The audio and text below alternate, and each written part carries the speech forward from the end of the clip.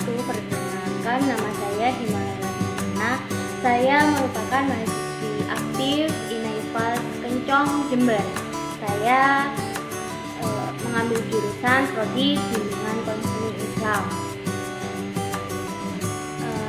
Di sini tujuan saya membuat video ingin memberi informasi kepada kalian semua, juga sebagai pemenuhi tugas mata kuliah Kapita Selekta Konseling yang diampu oleh Bapak Muhammad Ridwan Arif MPD, mengenai tentang penyebab virus COVID-19, teman-teman. Jadi mungkin teman-teman sudah banyak yang tahu tentang virus COVID-19. Virus COVID-19 ini, teman-teman, tersebar melalui orang ke orang, teman-teman. Nah, jadi kalian juga harus berhati-hati, teman-teman. Seperti yang sudah diajukan oleh pemerintah, bahwasanya kita dilarang untuk bergerombol atau berinteraksi dengan orang lain. Nah, saat kita berinteraksi kepada orang lain, itu peluang tersebarnya atau terpaparnya virus COVID-19 itu sendiri semakin beresiko, teman-teman. Kenapa COVID-19 ini tersebar melalui orang ke orang?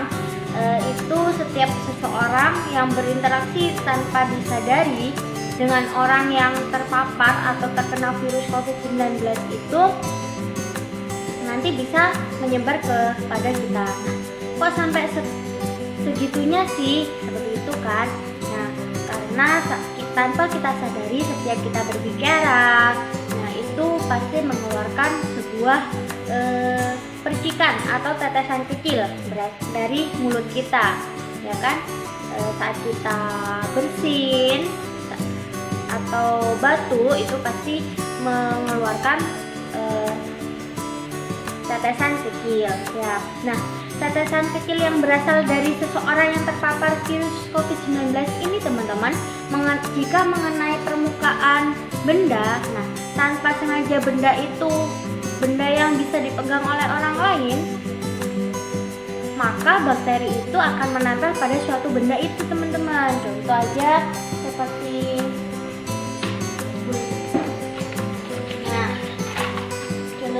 seperti pulpen, ya, pulpen.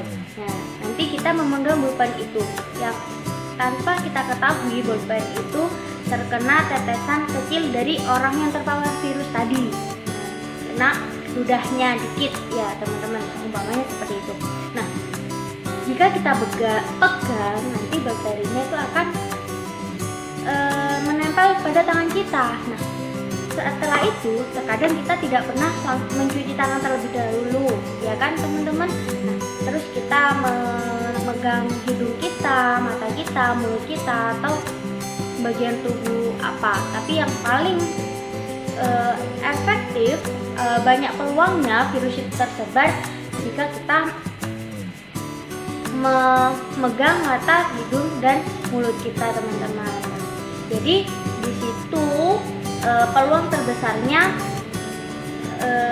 bakteri virus COVID-19 itu menular pada orang lain, teman-teman.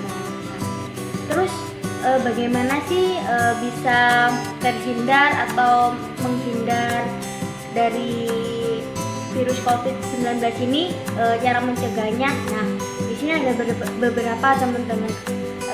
Yang pertama, seperti yang telah banyak diumumkan dari televisi atau media yang lainnya, itu yang pertama, kita sering mencuci tangan. Nah, setelah ataupun sebelum memegang suatu benda, teman-teman.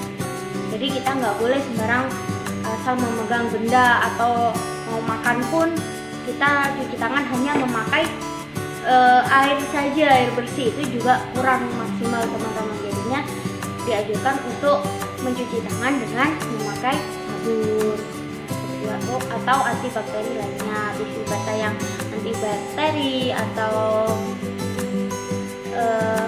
itu antibakteri yang lainnya. Terus hindari sentuhan wajah.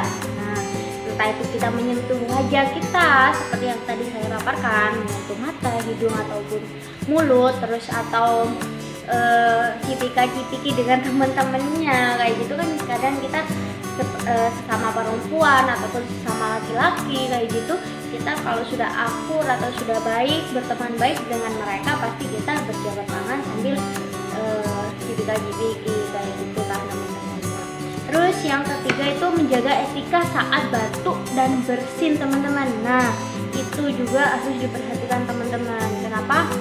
Kebanyakan kita batuk itu hanya gini ya teman-teman, etikanya hanya padahal gini itu virus itu bisa tersebar kemana-mana, dari bawah, atas ataupun samping kayak gitu. Jadi lebih efektif kita menggunakan atau menutupi saat kita batuk dan bersin tuh memakai sapu tangan ataupun memakai tisu.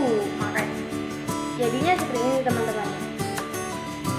Ini kita tutupkan seperti ini, bersin pun seperti ini. Jadi bakteri itu tidak terpancar kemana-mana, tidak terpapar kemana-mana. Terus yang keempat, memakai masker. Nah, memakai masker ini bukan hanya untuk orang yang sakit saja ya teman-teman, tetapi bagi kita yang sehat, badan kita yang sehat, kita tidak perlu mencari atau membeli masker mahal-mahal, masker bedah ya teman-teman. Kita cukup memakai masker kain, bisa kita buat sendiri atau kita beli ya teman-teman kayak gitu. Nah, itu juga menjaga kita yang sakit dan tenaga medis harus memakai masker bedah. Nah, masker bedah ini dia digunakan mereka, itu sangat dibutuhkan teman-teman. Nah teman-teman jangan sampai pernah memborong ya teman-teman, menyetok masker bedah yang ada di apotek-apotek itu sampai banyak di rumahnya teman-teman. Jangan, kasihan teman-teman untuk saudara-saudara kita dan pejuang tenaga medis kita teman-teman kayak gitu. Terus yang kelima, hindari interaksi langsung. Nah, peluang terpaparnya virus COVID-19 ini teman-teman itu melalui saat kita interaksi langsung kepada orang lain kan, menyebarnya melalui orang ke orang teman-teman. Nah, jadi saat kita berinteraksi, kalau memang berinteraksi yang ini, yang ketujuh, keenam yaitu menjaga jarak sosial, physical distancing. Nah itu teman-teman, jadi kita harus menjaga jarak ya. Jaraknya berapa meter? Kalau bisa kita diem di rumah aja teman-teman. Jadi kalau sama keluarga ya nggak apa-apa, tapi sama orang lain juga nggak apa-apa, tetap kita juga nggak apa-apa, tetapi kita menjaga jarak antara 1,5 meter teman-teman. Itu sudah anjuran dari pemerintah. Terus cuci bahan makanan sebelum dimakan atau diolah. Nah itu juga penting teman-teman. Jangan hanya mencuci dengan air cipit-cipit gitu saja, jangan teman-teman. Jangan hanya yang dikit ya, tapi kita harus mencucinya sampai bersih. Terus yang terakhir adalah tingkatkan imun tubuh teman-teman. Nah jadi kita itu selain mencuci tangan dengan memakai sabun, memakai masker atau hindari interaksi langsung, terus menjaga jarak, kita juga harus sehat jasmani dan rohani teman-teman. Tingkatkan imun tubuh kita teman-teman. Kita harus selalu fit dengan cara apa? Kita berolahraga, makanan yang sehat seperti itu. Terus juga banyak yang melakukan seperti selebriti juga, artis-artis Indonesia itu mereka melakukan berjemur teman-teman. Berjemur yang paling efektif itu jam berapa? Antara jam 9 sampai jam 10 teman-teman. Jangan melebihi itu, dan jangan kurang dari jam 9 nggak apa-apa teman-teman. Kalau memang kita ada waktunya untuk berjemur pas waktu itu. Tapi lebih baiknya itu jam 9 sampai jam 10-an. Terus untuk teman-teman yang sekarang jadinya buat teman-teman kita itu lebih baik mencegah daripada mengobati ya teman-teman. Jadi untuk ajaran-ajaran tadi supaya kita semuanya melaksanakan bersama-sama demi kesehatan kita pribadi juga kesehatan orang lain ya teman-teman. Dan terus buat teman-teman yang masih SD, SMP dan juga SMK, jangan patah semangat ya kan. Meskipun kalian libur sampai batas perkiraan itu Mei, itu teman-teman di rumah harus belajar ya. Kalau memang dari sekolahan atau lembaga yang lain ada semacam tugas online atau pembelajaran online, ya kalian harus ikuti dengan semangat teman-teman. Nah, kalian kemarin sudah libur panjang, jadinya untuk mengisi waktu luang kalian juga harus belajar yang telah difasilitasi atau ditetapkan oleh lembaga kalian masing-masing teman-teman. Terus semangat, dan kalau memang kalian bisa, kalian harus mempunyai inisiatif yang bisa membuat kebosanan kalian itu hilang atau terkurangi. Contoh, membantu orang tua masak untuk perempuan bisa, atau kalau laki-laki bantu ayahnya kerjanya entah itu membersihkan rumah atau apa ya teman-teman.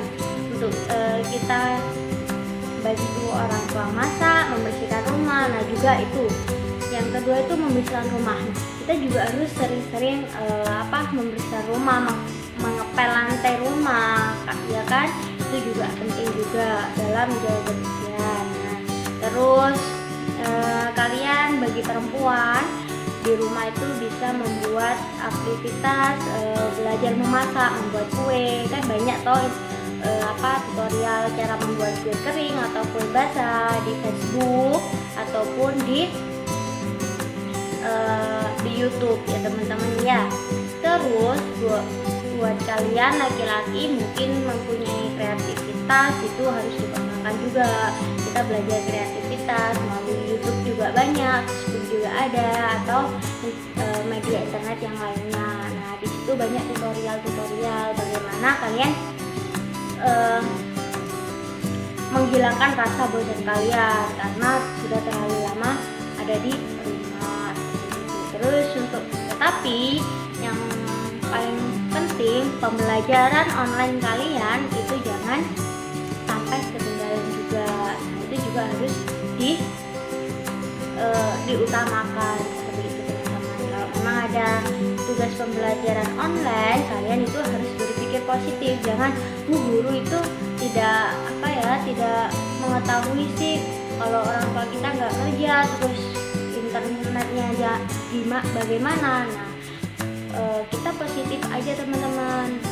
Saya pun juga seperti itu, uang saya cari sendiri, terus cara membeli paket internet itu bagaimana. Nah jadi kita harus menghemat data kita teman-teman, yang suka sering melihat YouTube yang kurang bermanfaat seperti game, terus memakai data kita dengan memainkan game online. Nah itu menghabiskan data banyak teman-teman. Jadi gunakan data kalian itu dengan baik dan benar teman-teman. Kalau memang waktunya sekolah ya sudah, kita kurangi dulu teman-teman untuk aktivitas gamenya gitu. Nah itu informasi yang saya berikan kepada teman-teman, juga beberapa motivasi dan semangat buat kalian yang sekarang stay at home, yang sekarang diam di rumah. Semoga bermanfaat buat kalian semua, dan saya mohon maaf bila mungkin ada kekurangan atau hal yang tak sengaja kami ucapkan jika menyinggung perasaan kalian.